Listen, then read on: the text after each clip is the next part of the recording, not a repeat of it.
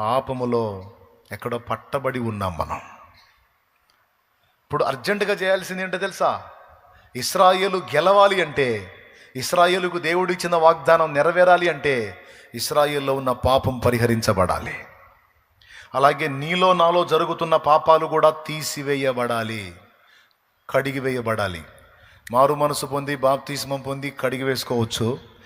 మారు మనసు పొంది బాప్తిస్మం పొంది కూడా మళ్ళీ గడ్డి తినే చేష్టాలు చేస్తుంటే, పచ్చిగా చెప్తున్నాయో అనుకోవద్దు, పచ్చిగా చెప్తున్నా. మారు మనసు పొంది బాప్తిస్మం పొంది బలలో చేస్తా కూడా గడ్డి తినే చేష్టాల్లో కంటిన్యూ అవుతుంటే దేవుడు చెప్తున్న మాట ఏంటంటే, ముందు ఆ గడ్డి తింట మానేయి, ఆ పాపాన్ని విసర్జించు. నీ గుడారములో నుండి ఆ పాపమును తొలగించు. నీ దేహం అనే గుడారంలోంచి ఆ పాపమును తొలగించు. నీ కుటుంబం అనే గుడారంలోంచి ఆ పాపమును తొలగించి నీతిమంతుని గుడారము వలె నీ గుడారాన్ని పరిశుద్ధపరచుకో. అప్పుడు నీకు జయమిస్తాను నేను. అప్పుడు నీ ఎదుట ఎవడు నిలవకుండా అందరి మీద నువ్వు నిలిచేటట్టు, నువ్వు గెలిచేటట్టు నేను నిన్ను స్థాపిస్తా. వాస్తవంగా నిన్ను అలా చేయాలన్నది నా ఆశ, నిన్ను ఆ స్థితిలో చూడాలన్నది నా ఆశ. దేశం యొక్క ఉన్నత స్థలముల మీదికి నేను ఎక్కించాలన్నది నా ఆకాంక్ష. తలగా నిన్ను నియమించాలన్నది నా కోరికే. ఎందుకంటే నువ్వు నా బిడ్డవి, నిన్ను నా రక్తం ఇచ్చి కొనుక్కున్నాను. తలగా ఉంచాలని ఆశించాను, తోకలాగా తయారయ్యావు. కారణం ఏంటో తెలుసా? పాపం. నేను అసహించుకునే పాపం. దాన్ని బట్టి నేను నిన్ను బ్లెస్ చేయలేను. నువ్వు అర్జెంటుగా ముందు దాన్ని తొలగించుకోవాలి. ఎంతమందికి స్పష్టంగా అర్థమైంది? ఎవరెవరు ఎక్కడెక్కడ గడ్డి తింటున్నారో మీకు తెలుసు, నా బతుకు నాకు తెలుసు, మీ బతుకులు మీకు తెలుసు. మీరైనా నేనైనా నేనేం పాస్టర్ అనే స్పెషల్ ఏం లేదు, మీరేం విశ్వాసులు అనే స్పెషల్ ఏం లేదు. మీరైనా నేనైనా గడ్డి తినే చేష్టాలు మానుకుంటే తలకాయలాగా తయారవుతాం, లేకపోతే తోక బతుకులు బతకాల్సి వచ్చింది. దేవుడు తన వాగ్దానాలు తప్పిపోయేవాడు కాదు, వాగ్దానాలు నెరవేరుస్తాడు ఆయన. కానీ ఎందుకు నెరవేరట్లేదు? పాపం. దేవుడు చెప్పాడు, నా మాటలు మీ యందు నిలిచిన ఎడల నేను మీ యందును, మీరు నా యందును, నా మాటలు మీ యందును నిలిచిన ఎడల మీకు ఏది ఇష్టం అడగండి, చేయకపోతే అప్పుడు అనండి. మరి ఇంత మాట అన్న దేవుడు ఎందుకు నెరవేర్చట్లేదంటే ఆయన దుఃఖపెడుతున్నటువంటివి మన ద్వారా జరుగుతున్నాయి. వాటిని దిద్దుకొని చూడు. చెప్పు దేవుని ముందు, సరి చేసుకున్న ప్రభువా, మారు మనసు పొందా, ఇక దాని జోలికి పోను, ఆ దరిద్రపు దాని జోలికి పోను, ఆ పనికి మాలిన దాని జోలికి పోను, ఆ పాపిష్టి దాని జోలికి పోను. నాకు కృపనివ్వు. నా గుడారము నుండి అపవిత్రతను తొలగించుకున్నా, నా గుడారము నుండి, నా ఇంట్లో నుండి తొలగించుకున్నా, నా దేహముల నుండి కూడా తొలగించుకున్నా, నేను పరిశుద్ధపరచుకున్న నీ రక్తములో నన్ను కనికరించి నా ఎడల నీ కార్యాలు మొదలుపెట్టు అని దేవుని ముందు కూర్చో. నువ్వు నా దేవుని బలమైన బాహువుతో నీ కార్యాలు జరిగించకపోతే అప్పుడు అడుగు, అప్పుడు నెరవేరుస్తాడు. అప్పుడు నెరవేరుద్ది. ఎవ్వడు నీ ఎదుట నిలవలేకుండా నేను నిన్ను నడిపిస్తాను. కానీ ఎట్లా సాధ్యమండి? రహస్య పాపాలు జరుగుతూనే ఉన్నాయి కొంతమంది జీవితాల్లో, బహిరంగ పాపాలు జరుగుతూనే ఉన్నాయి కొంతమంది జీవితాల్లో. దేవుడు అభ్యంతరపడే పాపాల్లో కంటిన్యూ అవుతానే ఉన్నారు కొంతమంది. అందుకే వాగ్దానాలు స్వతంత్రించుకోలేకపోతున్నారు. పాపాన్ని విసర్జించండి. మళ్ళీ చెబుతున్నాను, విసర్జించి చూడండి. నీతిమంతుల గుడారం వలె పరిశుద్ధపరచుకోండి. నీ ఇంటిని ప్రక్షాళన చేయి, నీ ఒంటిని ప్రక్షాళన చేయి, నీ నోటిని ప్రక్షాళన చేయి, నీ కంటిని ప్రక్షాళన చేయి. అపవిత్రమైన వాటిని చుట్టమానై. కొంతమందికి అశ్లీల చిత్రాలు చూసే దురలవాటు ఉంది. రాత్రుల వేళల్లో పర్సనల్గా ఉన్నప్పుడు సెల్ ఫోన్లు ఓపెన్ చేసుకొని అశ్లీలమైన అపవిత్రమైన వాటిని చూసే అలవాటు ఉంది. దేవుడు అభ్యంతర పడతాడు. అపవిత్రమైన వాటిని చుట్టమానై, అసహ్యమైన వాటిని చుట్టమానై. నీ గుడారంలో నుంచి ఆ శాపాన్ని తొలగించు, ఆ పాపాన్ని తొలగించు. నేను నిన్ను ఆశీర్వదించాలనుకుంటున్నాను. శాపగ్రస్తులాగా ఉండొద్దు, శాపగ్రస్తులు చేసే క్రియలు చేయొద్దు. అపవిత్రమైన వాటిని నీ యొద్ద నుండి తొలగించుకో. అది తొలగించబడ్డ తర్వాత మళ్ళా నెక్స్ట్ రౌండ్లో ఇశ్రాయేలుకు జయం వచ్చినట్టు యెహోషువ గ్రంథంలో రాయబడి ఉంది. నీకు ఆశ్చర్యం, అరే నాకంటే చిన్న వాళ్ళు లైన్లో ఉంటున్నారు, నేను ఎందుకు ఇలాగ అయిపోతున్నానంటే ఒకవేళ పాపమై ఉండొచ్చు. చిన్న వాటిని గెలవలేకపోతున్నాను, చిన్న పట్టణాన్ని జయించలేకపోయానని యెహోషువ ఏడ్చినట్టుగా నువ్వు ఏడుస్తుండొచ్చు. కారణం ఏమై ఉంటుందో తెలుసా? ఎందుకు నీకు దేవుడు హెల్ప్ చేయలా? ఎందుకు ఓటమికి అప్పచెప్పాడు? ఎందుకు అవమానానికి అప్పచెప్పాడు? పాపం. ఇది ఎవ్వరికి ఇందులో కేటాయింపు లేదు, మినహాయింపు లేదు. రాజ్యాన్నేలే రాజైనా, దేశాన్నేలే ప్రధానైనా, రాష్ట్రాన్నేలే ముఖ్యమంత్రి అయినా, ఎవరైనా ఇందులో వేరియేషన్ లేదు. అందరూ ఆయన ముందు సమానమే. వాళ్ళు దేవుణ్ణి ఎరిగిన వాళ్ళు అయి ఉంటే వాళ్ళు దిద్దుకోవాల్సిన లెక్కలు దిద్దుకోకుండా పాపాన్ని నిర్భీతిగా నిర్భయంగా చేస్తూ ఏముందలే అనుకుంటే ఆడ కూసోరా పెద్ద మనిషిని కూర్చోబెడతాడు దేవుడు. కూర్చోబెడతాడు, ఎవరినైనా కూర్చోరా పెద్ద మనిషి, నువ్వు ఓడిపోతావు, ఓడిపోయి కూర్చో అని కూర్చోబెడతాడు. గుండెల్లో దేవుని భయం ఉండాలి. నా దేవుడు ఒప్పుకోడు ఈ పాపాన్ని, నా దేవుడు ఒప్పుకోడు ఈ అసహ్యమైన క్రియల్ని, నా దేవుడు ఒప్పుకోడు ఈ పనికిమాలిన పనుల్ని. నా దేవుడికి నచ్చే పనులు నేను చేస్తాను. నన్ను నిలబెట్టేవాడు, నా తల ఎత్తేవాడు, నాకు సింహాసనం ఇచ్చేవాడు, నాకు కిరీటం ఇచ్చేవాడు నా ప్రభు. దేవా, నా ఉపాధి ఎందుకు దీవించబడట్లేదు ప్రభువా అని కొంతమంది ఏడుస్తారు, కొంతమంది బాధపడతారు. నా పొలం ఎందుకు పండలేదు, నా వ్యాపారం ఎందుకు అభివృద్ధి కాలేదు, నేను ఉన్నతమైన స్థితికి వెళ్ళాలనుకున్నా ఎందుకు వెళ్ళలేకపోతున్నా, రకరకాలు. దేవుడు అంటాడు, రాజీ పడ్డావు కదా నాన్న పాపంతో, రాజీ పడ్డావు కదమ్మా పాపంతో. రాజీ పడటం అంటే ఏంటో తెలుసా? ఫిక్స్ అయిపోవటం. దాన్ని మానుకోలేను, అది కంటిన్యూ అవుతానే ఉంటుంది, నా వల్ల కాదు అని ఫిక్స్ అయిపోవటం. ఫిక్స్ అయిపోవటం వేరు, పోరాటం వేరు. దేవుడు ఏం ఆశిస్తున్నాడో తెలుసా? పోరాడు, ఎదిరించు, దాన్ని అధిగమించడానికి కష్టపడు, నేను మెచ్చుకుంటా, నీకు హెల్ప్ చేస్తా. అంతేగాని అబ్బో మన వల్ల కాదు, ఆ లింకు తెంచుకోవటం మన వల్ల కాదు, కష్టం అని లింకుని కంటిన్యూ అయితే అక్కడే జావంటాడు దేవుడు.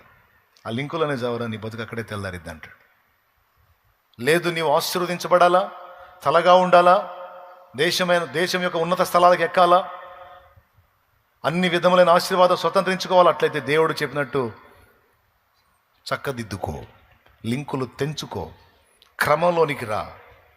నా తండ్రి నీకు ఇచ్చిన ప్రామిస్ నెరవేర్చకపోతే అప్పుడు అడుగు. ఆమెన్, ఆమెన్, హల్లెలూయా, హల్లెలూయా. అది విషయం. మూడవది పాపం. నాలుగవది ఇప్పుడు వరుసగా నేను చూపించుకుంటూ వస్తున్నా. ఫస్ట్ది ఏంటిది? వాక్యం చూపించారు. రెండవది ప్రార్థన చేయకపోవడం, ప్రార్థన లేమి. మూడవది పాపం. నాలుగవది దేవుని వాగ్దానం నెరవేర్చబడటానికి మనకు ఒకటి కావాలి. ఒకటేమో మనలోంచి పోవాలి, ఒకటి మనకు కావాలి. ఏంటంటే ఓరిమి, ఓర్పు. కొన్ని వెంటనే నెరవేరుస్తాడు, కొన్నిటికి టైం తీసుకుంటాడు. ఎందుకో తెలుసా? నీకు ఇచ్చిన ప్రామిసులు నీ పక్షంగా నెరవేర్చడానికి నా తండ్రి టైం తీసుకుంటాడు. దానికి మీకు ఇందాక నేను చెప్పినటువంటి జీవిత ఉదంతం సాక్ష్యం. యోసేపు లైఫ్ వాగ్దానం ఒక రకంగా ఉంది, బ్రతుకు ఒక రకంగా ఉంది, అవునా? కానీ మీరు గమనించండి, ఏ అన్నలైతే యోసేపుని చంపాలని లేదా అమ్మేసేయాలని, వాడిని తండ్రి దగ్గర లేకుండా అడ్రస్ లేకుండా చేయాలని కుట్ర పన్నారో, వాళ్ళు చేసిన పని వలననే ఫైనల్గా యోసేపు సింహాసనం ఎక్కాడు. వాళ్ళు ఆ పని చేయకపోతే యోసేపు సింహాసనం ఎక్కేవాడు కాదు. కానీ ఇది వెంటనే జరిగిందా, టైం తీసుకుందా? ఒకసారి మీరు చెప్పండి. సుమారు ఎంత టైం తీసుకుంది? యాకోబు కుమారుడైన యోసేపుకు దేవుడిచ్చినటువంటి స్వప్నం, దాని యొక్క నెరవేర్పుకి సుమారు ఎంత టైం తీసుకుందో తెలుసా? 17 ఏళ్ల ప్రాయములో అతడు అమ్మబడ్డాడు. తర్వాత ఇంచుమించు మళ్ళా 17 ఏళ్ళు దాటిన తర్వాత వీళ్ళు వెళ్ళి మళ్ళా యోసేపుని కలుసుకోవటం జరిగింది. అంటే సుమారు యోసేపుకి 30 ఏళ్ల పైప్రాయం వచ్చిన తర్వాత దేవుడిచ్చిన దర్శనం, స్వప్నం నెరవేరి కరువు టైంలో యోసేపు అక్కడేమో ఐగుప్తుని ఏలేవాడయ్యాడు, అన్నలకేమో ఎడ కరువు వచ్చింది, పోయి పాదాల మీద సాగిలపడ్డారు. సంగతి మనకు తెలిసి ఏం జరిగిందో. యోసేపుని అక్కడ అమ్మేశారు. యోసేపు ఎన్ని మలుపులు తిరిగి సింహాసనం ఎక్కాడో వీళ్ళకి తెలియదు. ఆడు తెచ్చే ఉంటాడు ఈ పాటికి ఎప్పుడు అనుకున్నారు. అంటే బానిసగా అమ్మాం కదా, బానిస చేత వెట్టి పనులు చేపిస్తారు, సరిగా చేయకపోతే చంపేస్తారు. వీడు సుకుమారుడు, వీడు చేయడు పనులు, ఖచ్చితంగా ఈయన ఎప్పుడో చంపేసి ఉంటారు. ఐగుప్తీయులు మామూలు కాదు, దుర్మార్గులు, చంపేసి ఉంటారులే అనుకున్నారు. కరువు వచ్చింది కదరా, ఇక్కడ కరువు వచ్చిందిగా, ఐగుప్తులో ధాన్యం ఉందట, పోయి రూకలు తీసుకొని పోయి ధాన్యం తేండి అన్నాడు యాకోబు కొడుకులతో. పోయారు. ఎవరు మీరు, ఎందుకు వచ్చారు అడిగారు. అయ్యా కరువు వచ్చిందండి మా ప్రాంతంలో, ఇదిగో రూకలు తీసుకొని వచ్చాము, ధాన్యం కొనుక్కుందామని వచ్చామండి అన్నారు. ధాన్యం కొనడానికి వచ్చారా, వేగు చూడటానికి వచ్చారా? మీ ముఖాలు చూస్తుంటే ధాన్యం కొనేవాళ్ళలాగా లేరు, మీరు ఏదో గూఢచారులాగా ఉన్నారు. ఈ మాటలు అంటుంది ఎవరో తెలుసా? వాళ్ళ తమ్ముడే, వాళ్ళు అమ్ముకున్న తమ్ముడే. వాళ్ళకి తెలీదు, వాళ్ళ కళ్ళ ముందు నిలబడి వాళ్ళు అమ్మినప్పుడు 17 ఏళ్ళోడు, ఇప్పుడు 30 ఏళ్ల ప్రాయం దాటినటువంటి వాడు. ఇంకేం గుర్తుపడతారు? మీసాల గడ్డలు రానప్పుడు అమ్మారు, మొత్తం వచ్చిన ఐగుప్తు గెటప్లో ఉన్నాడు, అసలు గుర్తుపట్టట్లా. అయ్యా ఏలినవాడా, ఇదిగో నీ దాసులమైన మేము అట్టివారము కాము, మేము గూఢచారులము కాము, మా తండ్రికి మేము 12 మా తండ్రి ఫలానా, మా తండ్రికి మేము 12 ఒకడు లేడు, ఒకడు చిన్నవాడు, 10 మంది మేము వచ్చాము, మొత్తం 11 మంది ఉన్నాము, ఒకడు లేడు. దేనోడు అడిగిపోయాడు, అడిగిపోయాడు చెప్పకూడదు లేదు, అడిగిపోయాడు. అమ్ముకున్నాం. ఏం చెబుతారు అమ్ముకున్నాం అని ఎవరికి చెబుతున్నారు? ఒకడు లేడు అని తమ్ముడికే చెబుతున్నారు. మిమ్మల్ని చూసిన డౌట్ వస్తుంది నాకు. లేదు మీరు చెప్పేది నిజం కాదు, నిజము, ఏలినవాడా నిజం, మా మాట నమ్మండి. మొత్తం సాగిలు పడ్డారు. అప్పుడు ఏమైంది? వాగ్దానం నెరవేరింది, స్వప్నం నెరవేరింది, చూపించిన దేవుడు నెరవేర్చాడు. హల్లెలూయా, హల్లెలూయా. వాగ్దానం చేసిన వాడు నమ్మదగిన వాడు. కొంచెం టైం తీసుకుంది అంతే. నిన్ను బాధ పెట్టేవాళ్ళు కొంచెం లైన్లో ఉండొచ్చు. ఇప్పుడు నీకు కూడా టైం వస్తుంది, ఇస్తాడు. వాగ్దానం చేశాడు కదా, అన్ని లెక్కల్లో బ్యాలెన్స్ అయ్యావు కదా, సాగిపోతున్నావు కదా, ఆయనకి వెళ్ళి చూసుకుంటా. బాధలైనా, ఇరుకులైనా, ఇబ్బందులైనా, కష్టాలైనా, కన్నీళ్ళైనా కుమిలిపోతూ కూడా నా ప్రభువా నీ వైపే చూస్తా సాగిపోతున్నా, నీ చిత్తమే ప్రభు అనుకుంటా ముందుకెళ్తున్నావు కదా. నీకు కూడా ఒక టైం వస్తుందాగో, నీకు కూడా ఒక టైం ఇస్తాడు దేవుడు. నీ తల ఎత్తే రోజు ఒక రోజు ఉంది. నిన్ను తృణీకరించిన వారు నీ పాదముల చెంత సాష్టాంగ పడే రోజు ఒక రోజు ఉంటుంది. యోసేపుకి ఇచ్చాడు టైం, దానియేలుకి ఇచ్చాడు టైం, దావీదుకి ఇచ్చాడు టైం. నీకు కూడా ఇస్తాడు సమయం, ఇస్తాడు. ఇప్పుడు తృణీకారాల్లో, తిరస్కారాల్లోనూ ప్రయాణం చేస్తుండొచ్చు. నా తండ్రిని తలనెత్తుతాడు. అనేవాళ్ళని అనని, చేసేవాళ్ళని చేయని, ఇబ్బంది పెట్టేవాళ్ళని పెట్టని, తిట్టేవాళ్ళని తిట్టని, ఎగతాళి చేసేవాళ్ళని చేయని, నవ్వేవాళ్ళని నవ్వని. నా ప్రభు వైపు చూడు కన్నీళ్లతో. నా ప్రభు నీకెళ్ళే చూస్తున్నాను నేను, నా లైఫ్ని ఎరిగిన దేవుడవు నువ్వు, నీ వైపే చూస్తున్నాను, నీకు స్తోత్రం అని చెప్పి నా ప్రభుకి వెళ్ళి చూస్తూ యోసేపులాగా ముందుకు సాగిపో. ఒక రోజు వస్తుంది, ఆ రోజు నా తండ్రి నిన్ను ఘనపరుస్తాడు. నిన్ను చూసి నవ్విన వాళ్ళంతా సిగ్గుపడి తలలు దించి నీ ముందు ఒకవేళ సాగిల పడకపోయినా నిన్ను అన్నందుకు వాళ్ళు పశ్చాత్తాపడేటువంటి రోజు నా తండ్రి తప్పకుండా రప్పిస్తాడు. నా లైఫ్లో అది చేశాడు. ఒక విషయంలో కాదు, చాలా విషయాల్లో చేశాడు, సూపర్గా చేశాడు. దేవునికి స్తోత్రం కలుగును గాక. ఇంకా ఇప్పుడు కూడా కొన్ని ఎదుర్కొన్నా వాటికి కూడా భవిష్యత్తులో చేస్తాడు, డౌట్ లేదు అందులో. హల్లెలూయా. ఇప్పటికి ఈ స్థితిలో కూడా కొన్ని అవమానాలు ఎదుర్కొన్నా నా దేవుడు వాటిని చూస్తున్నాడు. నా దేవుడు మర్చిపోయేవాడు కాదు. నేనన్నా వదిలేస్తా, నిన్నన్న మాటలు నువ్వన్నా వదిలేస్తావు, ఆయన వదిలేడు, పట్టించుకొని కూర్చుంటాడు. అనండి మీ సంగతి చెబుతానని. నువ్వు దులిపేసుకుంటావు, నువ్వు వదిలేస్తావు, మోషే వదిలేసినట్టు వదిలేస్తావు, కానీ దేవుడు వదిలేడు. అహరోను మీరియం తాట తీసినట్టు తీస్తాడు ఒక్కొక్కడు. దాగు. దేవునికి స్తోత్రం కలుగును గాక. హల్లెలూయా. నా తండ్రి ఈ రాత్రి నీతో మాట్లాడుతున్నాడు. నిద్ర కాసి ఆయన దగ్గర కూర్చున్నందుకు నా తండ్రి నీకు ఇస్తున్న ప్రామిస్ ఇది, వాగ్దానం ఇది. నీకు నియమించిన రోజు ఒక రోజు వస్తుంది. ఓపిక పట్టు. వాగ్దానం స్వతంత్రించుకోవడానికి ఓపిక కావాలి, ఓపిక కావాలి. ఎదురు చూడు నా కార్యాల కోసం. ఒకటొకటిగా మొత్తం స్వతంత్రించుకుంటావు.